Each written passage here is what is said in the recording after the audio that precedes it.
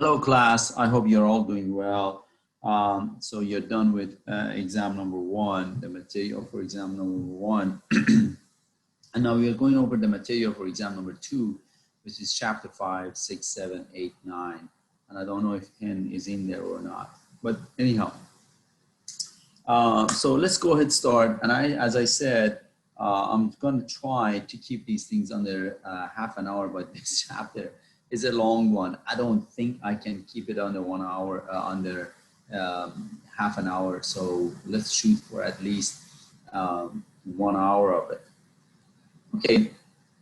Again, I'm hoping you would read these things and then, answer these questions, close your notes, and see if you can answer these questions for yourself. So the cardiovascular system, as you know, it's made up of the blood. Cardio, it means heart. I hope you're studying your prefix suffixes. In last exam, you did not have too many of them, but in this exam, now we are going to start studying the prefix suffixes. There are going to be a few more on the prefix suffixes on this exam. So the cardiovascular, cardio means heart, vascular, your blood vessels, made up of heart and blood vessels. The heart pumps the blood through the blood vessels, and of course, and the reason for that, to disperse the food and nutrient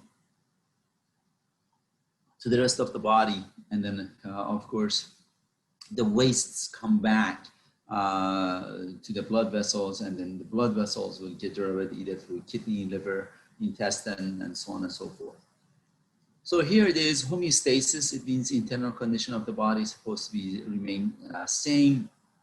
With the cardiovascular system, right here, I lost my point there. Here is the cardiovascular system, all of the blood vessels. One of the homeostasis regions, they pump the blood to the lungs and get oxygenated and then bring it back. And then again, the blood goes back to the lungs and you get rid of the carbon dioxide. Okay. And then your digestive system and your urinary system get rid of get use of the food and nutrient and get rid of the waste material. Same thing over at here on the digestive and urinary system, which we'll talk about it later. Okay. So the functions, as you know, of the cardiovascular system, there are three main functions of them. One of them to transport oxygen, nutrient, carbon dioxide out of the body, oxygen into the tissue levels, nutrients, hormones, all of that. That's what the transport means. That's one of the functions. The other one, protection, it protects you against diseases. The white blood cells, that's part of your cardiovascular system. They are the blood that circulates throughout your body. It has white blood cells that protects you against diseases.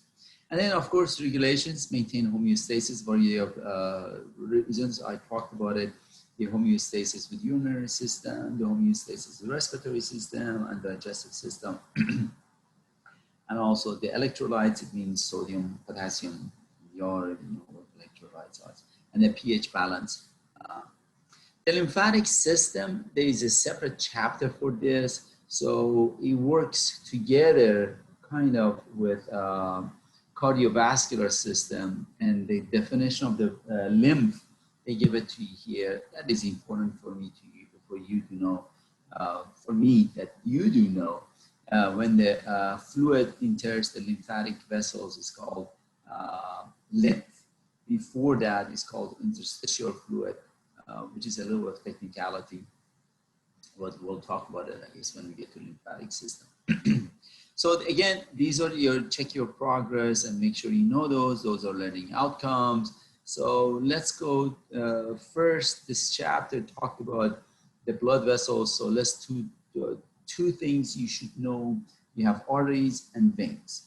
Make sure you know the differences between them. Close your note and write them down, that you know the differences between arteries and veins. And of course, between arteries and veins, we have the capillaries. Of course, arteries branch. If this is my artery, it branches to arterioles. If this is vein, it branches to venules, and in between them, there are capillaries. Okay, for example, I'll give you an example. Artery carries blood away from the heart. All of the arteries, without exception. Artery, it means away, carries blood away from the heart.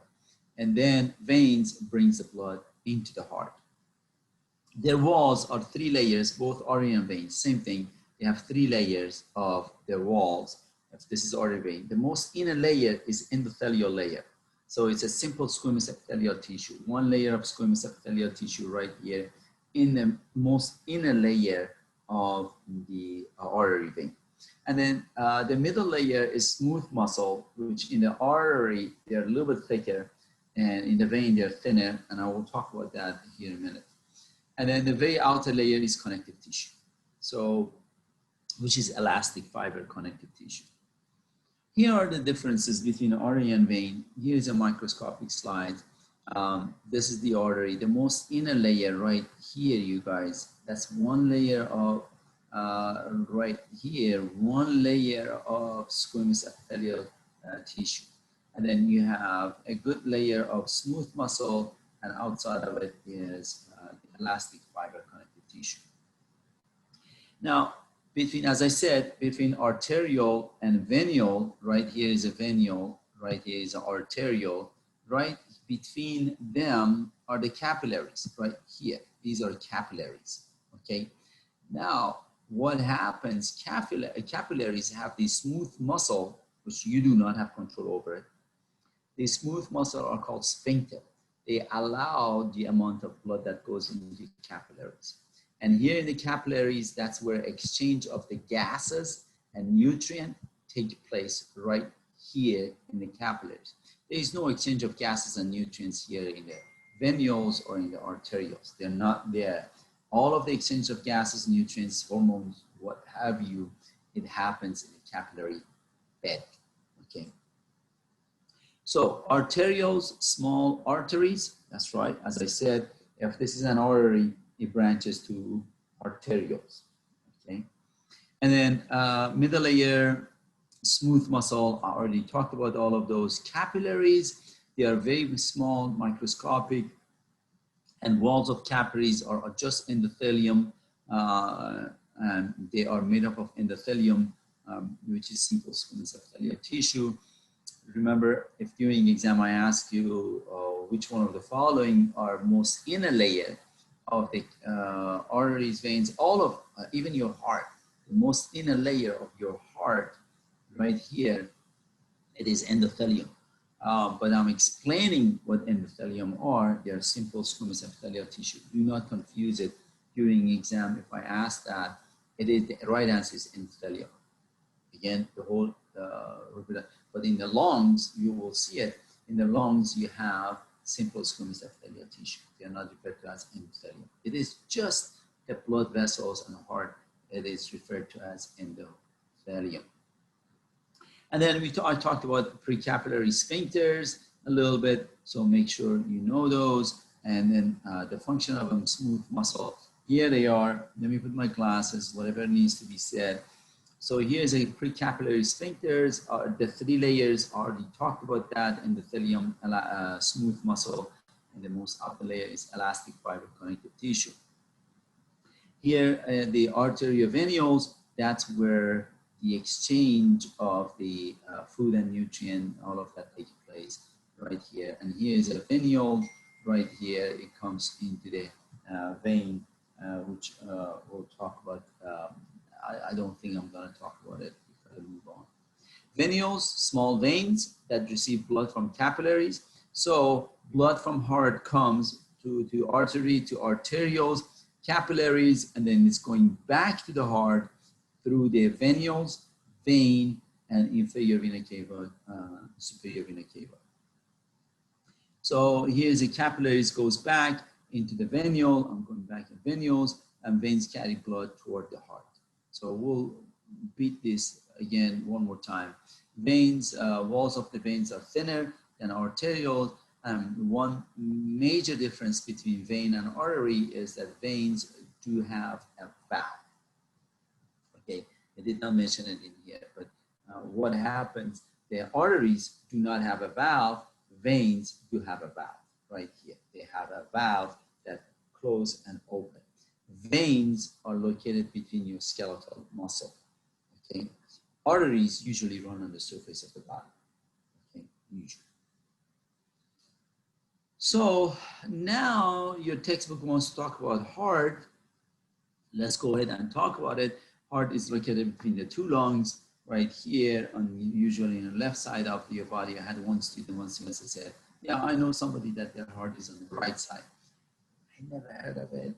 I had to trust and say, okay, it happened, it is. But anyhow, consists mostly of a myocardium, the muscle in the heart, which is made up of cardiac muscle. And then the muscle cells are connected together. And this is, for example, one muscle cell. This is one muscle cell. They're connected together. They call them integrated disc, which is my fingers would be, you know, right here. It would be, this is a better demonstration of integrated disc. That's right here. That would be integrated disc. And then also they're connected together by a type of junctions, prevent them overstretching. Desmosomes, it holds them kind of tight ropes together so the muscle cells, the cardiac cells do not come apart. Here's a picture of heart. You've seen it in your life before. And then pericardium is a sac that surrounds the heart. And then between the two chambers of the heart, the septum is separates the right side from left side, which you will see. For this class, I ask you to know 4 chambers of the heart, 4 blood vessels of the heart, and 4 valves of the heart, which I'm going to go over it here in a minute. Okay, so those are the things that you're supposed to know, and let's go over. Well, the blood vessels, maybe I can quickly go over the blood vessels here now, since your textbook went over them. Here is your superior vena cava and inferior vena cava. Blood comes from all over your body, from upper portion of your body. Blood comes from upper portion of your body. It comes through superior vena cava, and from lower portion of your body, inferior vena cava, blood comes into the right atrium. Okay, so superior vena cava and inferior vena cava, I consider one of the blood vessels. There are 2, but I consider them one of the blood vessels that you should know. That's one. Aorta, this one, it pumps the blood to the rest of the body. So that's a second blood vessels you should know. Okay. And then you have pulmonary artery, this one, which takes the blood from heart to the lungs, right here. That's a trunk. Pulmonary artery takes the blood to the lungs. Then blood from lungs come back to heart. These 2 and these 2. Oops, sorry. Hey, go back. Okay, and these 2, which is called pulmonary vein. So these 2 are pulmonary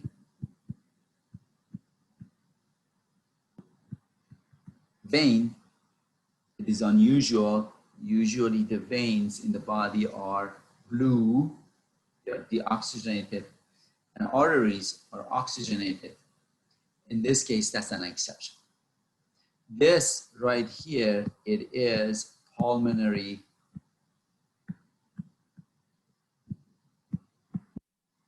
artery. Pulmonary artery is an exception, if you would. It is deoxygenated. An artery always takes the blood away, and veins bring the blood into the heart. So 4 blood vessels I would like you to know, both for lab purposes and for here. The 4 blood vessels are superior vena cava, inferior vena cava. That is 1. Aorta takes the blood from heart to the rest of the body. That's 2. And then you have pulmonary artery, takes the blood to the lungs, and pulmonary veins take the blood into the heart from the lungs. Okay, I hope I'm making some sense. And then the heart, 2 types of valves. As I said, there are 4 valves in the heart I would like you to know. One of them is the AV valves are reinforced by chordae Diany. So, you know, in the pictures, diagrams, you see it, but in the lab, I do not expect you to know that for the lab. So the four valves of the heart are AV node, atrioventricular valve, I'm sorry, not node, atrioventricular valve, which is another name for it is bicuspid, another name for it is mitral valve. Three names for one thing. Atrioventricular valve, AV node, bicuspid or tricuspid. And left atrioventricular valve is between atrium and ventricle. Okay, right atrioventricular valve is between right atrium and right ventricle, another name for this tricuspid.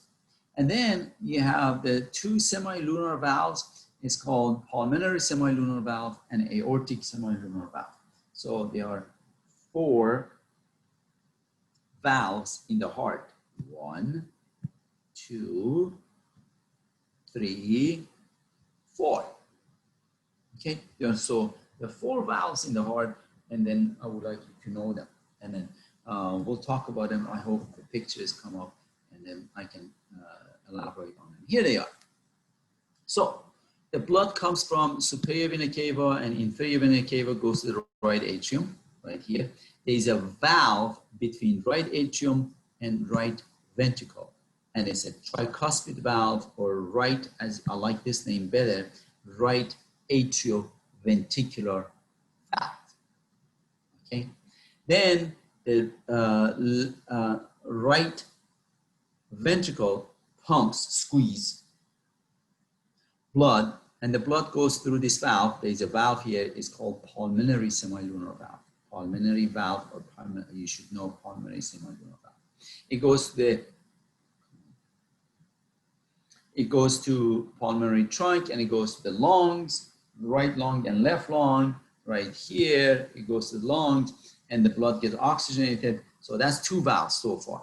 One valve, two valves. And then blood goes to the lungs, comes back through the pulmonary vein right here into the left side of the heart, left atrium. There is a valve, bicuspid valve or mitral valve on the left side, or I like to call it left atrioventricular valve right here. So when the blood comes to the left atrium, it goes through this valve right here. That's valve number 3, if you would. And then it goes to the left ventricle squeeze. And when pumps, then the blood is, they're not showing the fourth valve. There's a valve in here, supposed to be in here. It's called aortic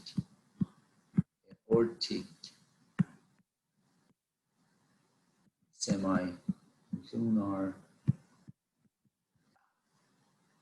Okay, so those that valve is not shown in the diagram here, but anyhow. So coronary circulation, the heart itself needs blood also to survive. So the blood vessels in the heart are called coronary arteries. Then you have coronary veins, coronary arteries, which they supply heart, and then take the waste material from the heart cells and take it to the coronary vein and empty it in the right atrium, the coronary veins. Coronary artery disease, the blockage, as you've heard about it, possibly is myocardial infarction, which causes the heart attack. When the arteries are blocked, then the oxygen is not receiving to the muscle cells, nutrient oxygen is not receiving to the muscle cells, and they call that a heart attack, they call it infarction. The blood flow through the heart, is superior vena cava, I already talked about that. It goes to the right atrium, left atrium. In order to save some time, I'll let you read it. I talked about it a little bit. And here they are. It goes to the aorta, and then, the rest of the body, and then blood flow through the heart. I already talked about that. Heartbeat is controlled by cardiac cycles. Very important. You should know the difference between systolic pressure and diastolic pressure, or systole and diastole. Systole is a heart contraction, okay? And a diastole is heart relaxation. When a heart relaxes, it's diastole, and when a heart contracts, is systole. Now, how many times per day on average? It's about 7. When you're sitting and rest, you're just not doing much activities, it should be around that many, 70 below, higher a little bit more. So there are two, when you listen to the heart, lopped up, you probably heard of that, lopped up. You can name your dog as a lopped up or your cat as a lopped up. But lob from the closure of the AV valves, you hear it with the stethoscope, and then dub is from the closure of the semi-lunar valve. That is a dub. The murmur is the swishing sound. It means there is a leaky valve somewhere in the heart. And then when the physicians, trained physicians, listen to it, you and I cannot. I don't know what is a heart murmur if I listen to it with a stethoscope. But the trained physicians, they know there is a leaky valve in the heart, and then they call that a heart murmur. So very important. You should know what is a heart murmur. Here again, explaining the stages of the cardiac cycle. And then if you have any question, please let me know. And what happens with the control of the heart? You know, heart is one of those organs in the body that it can beat on its own.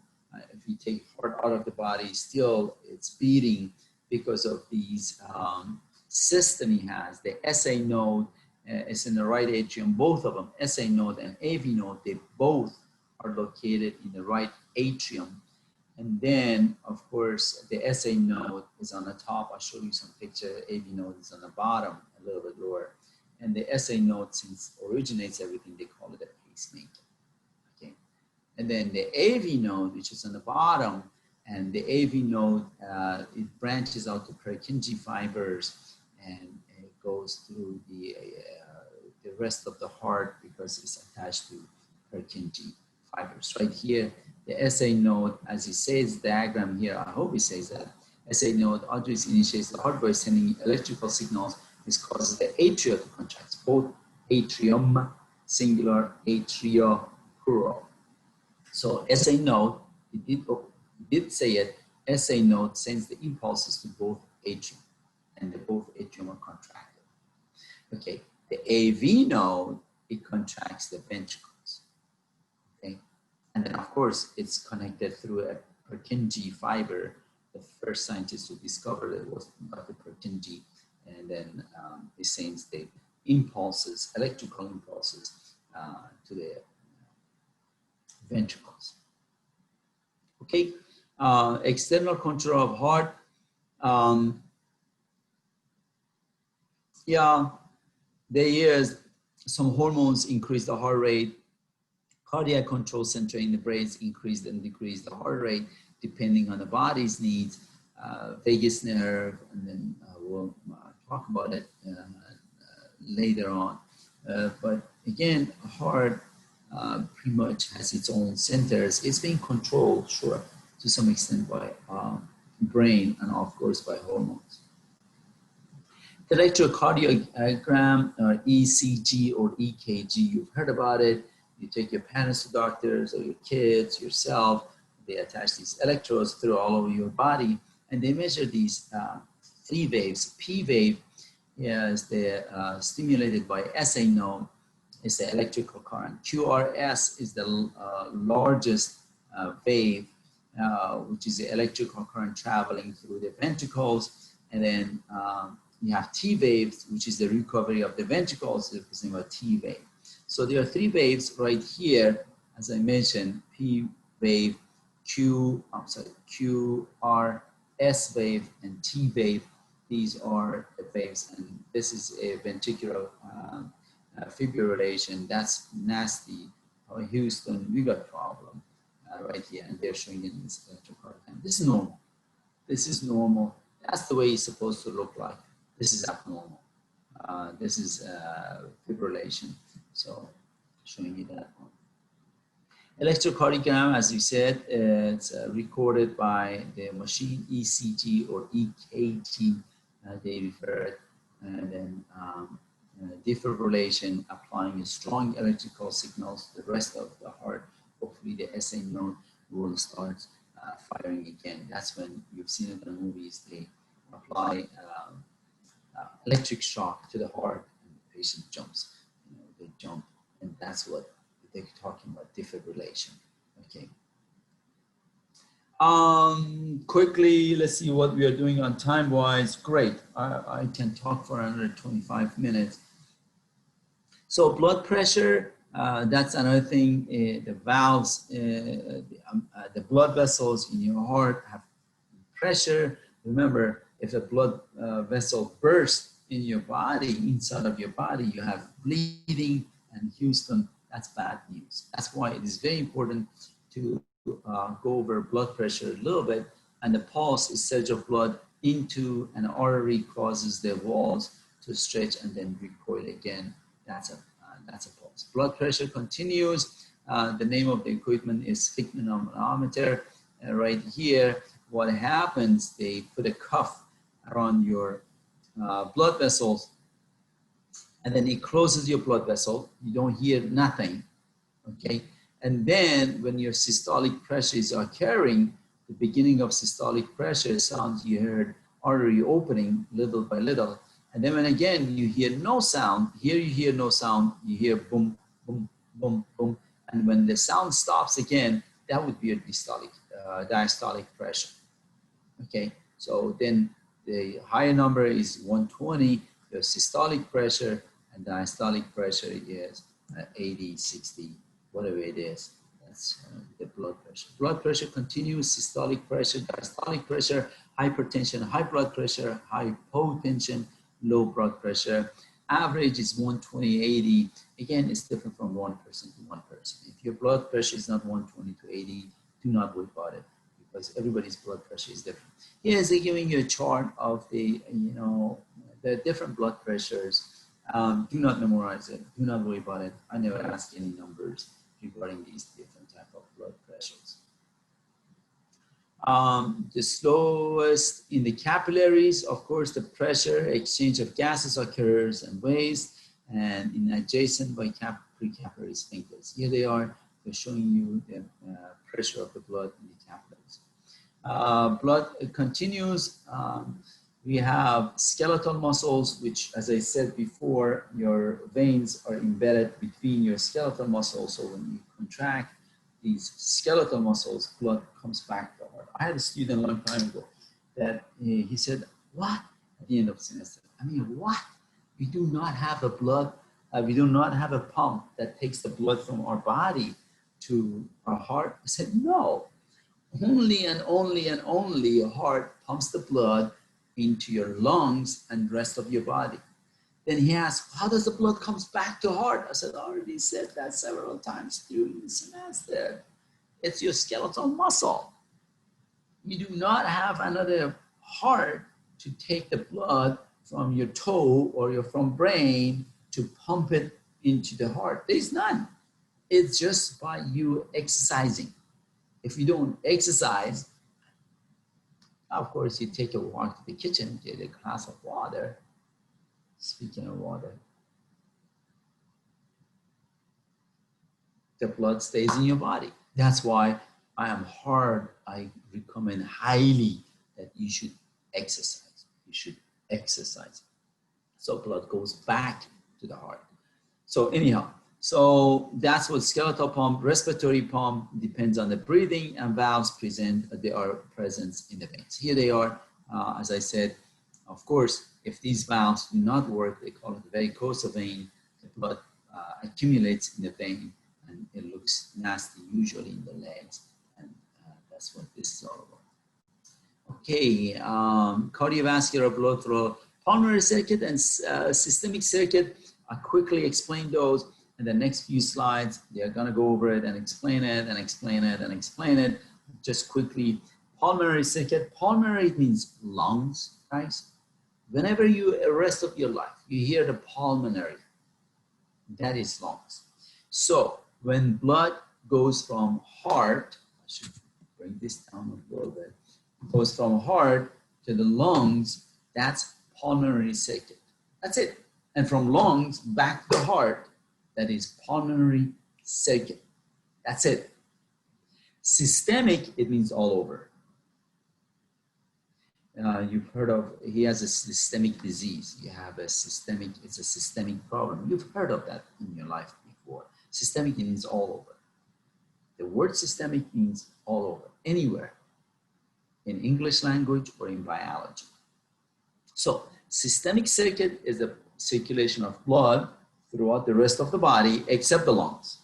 That's it. The blood that percolates from your toe to your heart, that is systemic circuit.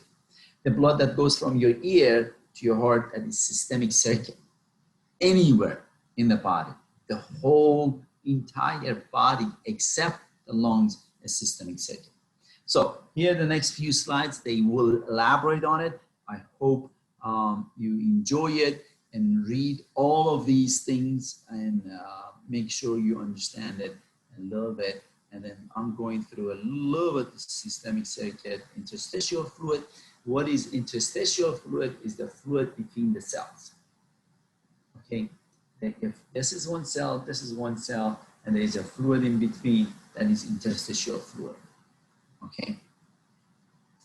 And right here, major arteries and veins for the lab purposes. I think I asked you to know these major arteries and veins for the lab purposes. They are listed, what arteries and veins you should know in your Bio 11 labs. The systemic circuit, interstitial fluid, I think we talked about, very important that, liver is an exception. When we get to kidney, you will see an exception also. You remember the blood goes from heart to aorta, from aorta to arteries, from artery to arterioles, from arterioles to capillaries, from capillaries goes to venules, from venules goes to vein, from vein goes to inferior vena cava or superior vena cava, and it goes to the heart, right? You guys know that's what it is, okay? And they wrote it in here. I should get my pen. They wrote it in here from aorta to, they gave me kidney. It goes to the kidney, renal artery, and renal vein, and inferior vena cava. They bypass the venules and all of that. We have an exception, the liver. The liver blood goes from the hepatic portal vein, which is the system right here. Did they remove toxins? Oh, these are all functions of the liver. These three are, they're telling you major functions of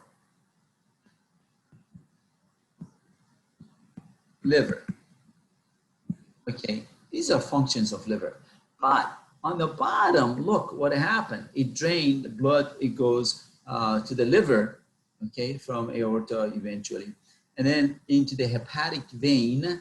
From hepatic vein, it goes without going to venules or anything else, it goes into inferior vena cava. So that is an exception. The exception to this one right here. Okay, from renal vein to inferior vena cava. But again, they failed to mention that it goes through the capillaries, and then from capillaries, it goes to here. They are talking about that. Okay, anyhow, check your work, please. Exchange of the gases and the osmotic pressure, lymph, he's talking about all of those. And here it is talking about osmosis and what happens in the capillary. Better, and here look at the sphincters. Okay, you see the sphincters right here. So they do control how much blood goes into the capillaries. Here are the capillaries and the sphincters. So you should have the arterioles. Cardiovascular diseases, okay, I'm not going to bore you too much with it, but I would like you to read it, know it, please. Atherosclerosis, hypertension, stroke, heart attack, aneurysm, make sure you know each and every single one of them, these diseases, because they are important. Hypertension, high blood pressure, again, do not worry about numbers. I never ask you for, well, not never, on this exam. On this exam, I will not ask you the numbers, but of course, silent killers. Atherosclerosis, the wall of the blood vessels build up plaque. If you have blood vessels and you eat too much fatty food, so right here, there is a plaque forms and becomes bigger, bigger, bigger, bigger. It blocks the blood. And then thrombosis is the clot is stationary, stays there. Embolus is a clot detaches and moves to distant part of the body, and that is not good. What if it goes to the brain and blocks the blood vessels in the brain, and then of course death cannot carry in some cases, or the heart can go to the heart and cause death in the heart. Thromboembolism is an embolus that has become lost in blood vessels, which we talked about. Here is a, as I said, here's a formation of the plaque right here. Cholesterol, cholesterol, and then anyhow. Stroke again. Cerebrovascular accidents, CVA, and then the blood heart attacks, myocardial infarction. We talked about an aneurysm. I talked about that. The measure rupture is death, of course, in case of aneurysm. Coronary bypass operations, gene therapy. These are some of the angioplasty. I'm not too crazy about these things. The treatments, yes, but you should make sure you read it and know it. It could be some good information out of it. Anyhow, the heart failure, we talked about this, and I'm done with this chapter. Artificial heart, yes, that came out back in 1980s. All right, I hope you guys, where are you? Right here, stop recording.